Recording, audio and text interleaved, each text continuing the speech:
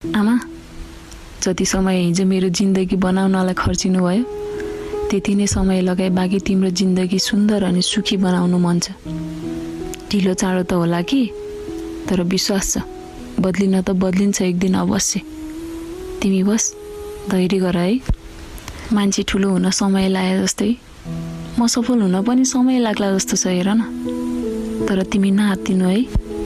जिन्दगीमा मेरा रहरहरू छुटोस् बरु केही छैन, तर दुःख सुखमा परिणत नहुन्जेलसम्म मेहनत गरिराख्नेछु। बस तिम्रो लागि उद्देश्य यति मात्र लिनु छ आमा, कि पीडा लुकाउँदा लुकाउँदै हाँस्न बिर्सेको त्यो तिम्रो पेनफुल जिन्दगीलाई म ब्युटिफुल बनाउन सकौँ।